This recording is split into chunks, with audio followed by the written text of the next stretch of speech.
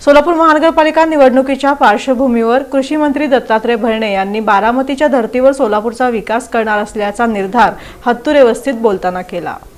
सोलापूर महानगरपालिका निवडणुकीच्या पार्श्वभूमीवर राजकीय हालचालींना वेग आला असून राज्याचे कृषी मंत्री तथा सोलापूर जिल्ह्याचे माजी पालकमंत्री दत्तात्रय भरणे यांनी शहराचा दौरा केला। या दौऱ्यादरम्यान त्यांनी हत्तुरे वस्ती येथील सामाजिक कार्यकर्ते अप्पासाहेब हत्तुरे आणि श्रीशैल हत्तुरे यांच्या निवासस्थानी सदिच्छा भेट देऊन कार्यकर्त्यांशी संवाद साधला। यावेळी बोलताना दत्तात्रय भरणे यांनी राष्ट्रवादी काँग्रेस अजित पवार गटाच्या ध्येय धोरणांचा पुनरुच्चार केला। ते म्हणाले की सोलापूर शहराच्या सर्वांगीण विकासासाठी राष्ट्रवादी काँग्रेस कटिबद्ध आहे।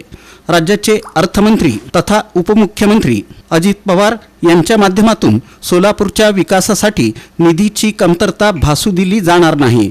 बारामतीच्या धर्तीवर सोलापूरचा कायापालट करण्यासाठी आम्ही प्रयत्नशील आहोत। मंत्री दत्तात्रय भरणे यांनी पुढे नमूद केलं की सध्याच्या घडीला शहरात राष्ट्रवादी काँग्रेससाठी अत्यंत पोषक वातावरण तयार झालं असून सर्व स्तरांमधून जनसामान्यांचा मोठा प्रतिसाद मिळत आहे।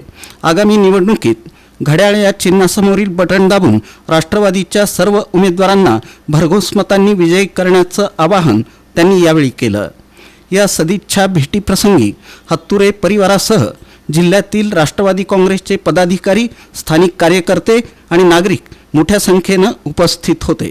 या भेटीमुळे हत्तुरे वस्ती परिसरातील राजकीय वातावरण चांगलंच तापलं असून राष्ट्रवादी काँग्रेसनं निवडणुकीसाठी कंबर कसल्याचं दिसून येत आहे। न बोलता आपण उद्यापासून कुठे सभा विभाग करण्यापेक्षा फक्त दादांची आणि तटकरे साहेबांची सभा उद्या संध्याकाळी एवढ्या सभेपुरतं फक्त वेळ द्या। बाकी कुणी दुसऱ्या वार्डामध्ये तुम्ही पण येऊ नका।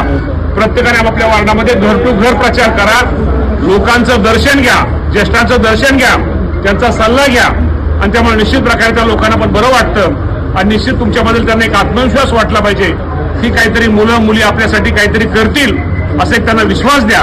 ही विनंती आपल्या सगळ्यांना करून आपण सगळ्यांनी घड्याळाला मतदान करा ही विनंती करतो आणि थांबतो आणि पुढे जायची परवानगी मागतो। धन्यवाद।